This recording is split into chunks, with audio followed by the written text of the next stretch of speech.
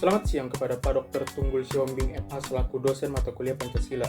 Pada kesempatan kali ini, kami dari kelompok 4 akan mempresentasikan hasil diskusi kami sebelumnya yang berjudul Kerusakan dan Krisis Moral pada Remaja dengan mengangkat topik pada hari ini yaitu kenakalan remaja dan cara menghindarinya. Sebelum itu, saya akan membacakan nama anggota kelompok dari kelompok 4 yaitu Saya akan membahas mengenai kenakalan remaja, yang dimana pelampiasan masalah yang dihadapi oleh kalangan remaja yang tindakannya menyimpang. Menurut ahli sosiologi Kartono, kenakalan remaja atau dengan bahasa Inggris dikenal dengan istilah juvenile delinquency merupakan gejala patologis sosial pada remaja yang disebabkan oleh satu bentuk pengabdian sosial. Akibatnya mereka mengembangkan bentuk perilaku yang menyimpang. Sedangkan menurut Bara Santrok, kenakalan remaja merupakan kumpulan dari berbagai perilaku remaja yang tidak dapat diterima secara sosial hingga terjadilah tindakan kriminal. Muncul pertanyaan, mengapa remaja melakukan tindakan menyimpang? Ada 3 hal yang berperan penting dalam hal ini, yaitu yang pertama adalah tindakan dari keluarganya, yang kedua pergaulan, yang ketiga tindakan dari remaja itu sendiri. 1. Keluarga. Ketika orang tua otoriter, maka yang kita sebut sebagai kenakalan remaja akan muncul dalam artian ingin memberontak, sementara kalau orang tua permisif, remaja malah akan mencari-cari perhatian dengan segala tingkah lakunya yang kemungkinan besar menjurus ke kenakalan remaja. Bahkan orang tua yang kedua, pergaulan, tekanan teman bahkan sahabat, apakah itu yang namanya solidaritas, ingin diterima dan sebagai pelarian benar-benar ampuh untuk mencuatkan kenakalan remaja, yaitu perilaku menyimpang yang dilakukan oleh remaja. Kalau di dalam keluarga, remaja memberontak atau mencari perhatian yang menjurus ke tindakan dengan Faktor yang ketiga yaitu remaja itu sendiri.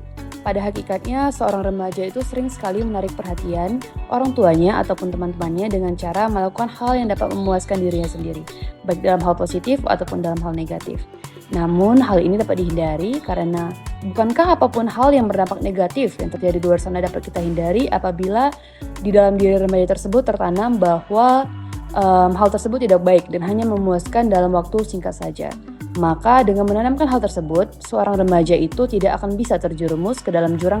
Kelompok kami telah merangkum beberapa contoh dari kenakalan remaja. Yang pertama adalah berkelahi, yang kedua yaitu keluyuran, yang ketiga yaitu bolos sekolah, tidak memiliki sopan santun, berkendara tanpa SIM atau surat izin mengemudi, mencuri barang orang lain, mengakses video porno, minum minuman keras, tawuran antar sekolah, balapan liar, penyalahgunaan narkoba, ataupun seks. Penyebab kenakalan remaja ada 2, yaitu faktor internal dan faktor eksternal.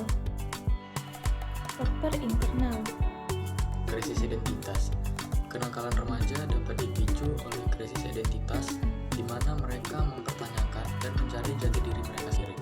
Namun, kegagalan pencarian jati diri ini menyebabkan remaja melakukan berbagai macam. Yang kedua, kontrol diri yang lemah. Juvenile delinquency juga dapat terjadi akibat kontrol diri yang lemah, di mana mereka tidak mampu mengendalikan dirinya untuk menghindari perilaku nakal, meski sudah mengetahui bahwa hal tersebut sebaiknya tidak dilakukan. Adapun faktor eksternal dari penyebab kenakalan remaja adalah 1. Kurangnya perhatian dan kasih sayang dari orang tua. Ketika remaja kurang mendapatkan perhatian dan kasih sayang, maka ia akan merasa tidak diinginkan. Hal ini bisa membuatnya mencari perhatian atau pelampiasan dengan melakukan kenakalan di sekolah ataupun di tempat lainnya. Lalu selanjutnya yang kedua adalah minimnya pemahaman tentang agama. Mendapatkan pemahaman agama yang baik umumnya akan menjadikan remaja dapat mengontrol diri mereka dari kenakalan. Oleh karena itu, jika mereka kurang memiliki pemahaman tentang agama, itu akan mendorong diri mereka untuk melakukan kenakalan tersebut dan melanggar norma. Selanjutnya yang ketiga adalah pengaruh dari lingkungan sekitar. Lingkungan sekitar memiliki pengaruh yang sangat besar untuk bagaimana remaja bertindak. Contohnya apabila remaja tinggal di kampung prostitusi atau remaja berteman dengan pengguna narkoba, pasti besar kemungkinan mereka akan melakukan kenakalan tersebut juga. Jadi oleh karena itu orang tua harus juga mengontrol lingkungan kehidupan anak. Era globalisasi yang sangat pesat ini, sangat perlu diterapkannya penanaman nilai-nilai Pancasila pada peserta didik di sekolah untuk menanggulangi kenakalan remaja dan pergaulan bebas yang semakin marak. Indonesia adalah negara yang masyarakat memiliki etika yang baik, tetapi saat ini masih banyak sekali remaja yang kurang sopan, tidak menghormati orang yang lebih tua dan sebagainya. Pancasila sebagai pandangan hidup dan dasar negara harus menjadi pijakan dalam bersikap karena globalisasi sangat berpengaruh terhadap nilai-nilai Pancasila serta dapat mengatasi dampak-dampak yang ditimbulkan sebagai akibat dari globalisasi tersebut. Pancasila yang dijadikan sebagai dasar negara dan ideologi nasional bangsa memiliki posisi yang abadi di dalam jiwa bangsa seluruh masyarakat Indonesia. Menurut Gesmi pada tahun 2018 mengatakan bahwa Pancasila yang dibuat sebagai dasar negara juga dibuat untuk menjadi tujuan negara dan cita-cita bangsa. Kita sebagai bangsa Indonesia haruslah mengidamkan sebuah negara yang punya Tuhan yang Esa, punya kemanusiaan yang tinggi, bersatu serta solid, selalu bermusyawarah, dan juga munculnya keadilan sosial. Globalisasi dalam bidang pendidikan memberikan banyak kemudahan bagi peserta didik melakukan aktivitas sehari-harinya. Dampak positif yang dapat dirasakan salah satunya adalah semakin mudah untuk mengakses informasi yang diperlukan. Dampak negatif yang muncul dari globalisasi pendidikan adalah masyarakat selalu mencari upaya-upaya untuk mengurangi atau mencegah adanya dampak negatif. Penulis berpikir bahwa upaya dan solusi yang dapat dilakukan dari permasalahan tersebut adalah upaya dalam kearifan lokal bagi para peserta didik adalah bersekolah di zaman yang sudah modern. Sekarang setiap orang tua pasti ingin anak-anaknya bisa bersekolah setinggi-tingginya sesuai dengan cita-cita yang ingin dicapai. Mengapa bersekolah? Karena dengan bersekolah akan adanya interaksi antar guru dan peserta didik. Selain itu, peserta didik bisa bertatap muka langsung dengan guru yang mengajar dibandingkan dengan hanya mencari informasi atau belajar dari video. Selain bersosialisasi juga dapat dirasakan oleh peserta didik di sekolah terutama di kelas, sehingga siswa dapat mengerti bahwa tidak semua hal itu bersifat praktis, tidak melupakan budaya lokal dan mengurangi kesenjangan sosial dengan teknologi, tetapi tetap bersosialisasi agar dapat mengerti tentang masyarakat dan lingkungan sekitar. Selain itu, upaya gotong royong perlu diterapkan karena adanya kegiatan gotong royong yang ada diterapkan akan memberikan nilai-nilai sosial dalam kehidupan dan meningkatkan kinerja kerjasama. Menjauhkan peserta didik dari internet atau gadget bisa meningkatkan sosialisasi karena dengan menjauhkan dari internet atau gadget akan terjadinya interaksi antar satu orang dengan yang lainnya. Dalam hal ini akan mengurangi terjadinya kesenjangan sosial. Saat belajar bersama, bila satu orang tidak memegang handphone, maka orang yang lainnya juga tidak akan memegang handphone. Menurut Hasan pada tahun 2003 mengemukakan bahwa setiap bangsa atau negara tentu mempunyai suatu cara tersendiri untuk menangkis pengaruh-pengaruh dari luar yang dampak negatif terhadap bangsanya. Demikian juga bagi Indonesia punya falsafah hidup yang adiluhung, gotong royong, kekeluargaan, dan tepo seliro, eling lan waspodo, andap asor dan halus budi pekertinya. Kata-kata seperti itu sekarang sudah tidak dimaknai dengan benar dan mudah luntur karena dekadensi moral sharing dengan tawaran globalisasi yang makin melaju kencang. Upaya-upaya ini dapat diterapkan dalam kehidupan sehari-hari oleh peserta didik agar dapat mengurangi pengaruh dampak negatif dari globalisasi yang terjadi saat ini. Globalisasi memiliki dampak negatif dan positif, tapi bagi peserta didik yang berpendidikan, tentunya kita harus mampu untuk memanfaatkan teknologi dengan baik dan mampu meminimalisir dampak negatif dari globalisasi tersebut. Krisis moral yang dialami bangsa Indonesia sudah sangat memprihatinkan dan berdampak serius di kalangan remaja, dan bukan merupakan permasalahan sederhana. Perilaku-perilaku tersebut sudah mengarah pada tindakan yang bertentangan dengan nilai Pancasila yang melanda Indonesia seperti contohnya tawuran antar pelajar sampai kriminalitas. Fenomena tersebut banyak terjadi di kalangan pelajar dan generasi muda Indonesia. Generasi muda yang merupakan calon tulang punggung dan penerus bangsa malah melakukan hal yang bertentangan dengan Pancasila. Menurut Sabter pada tahun 2007 mengatakan bahwa secara umum, fungsi dan peranan Pancasila adalah sebagai dasar negara.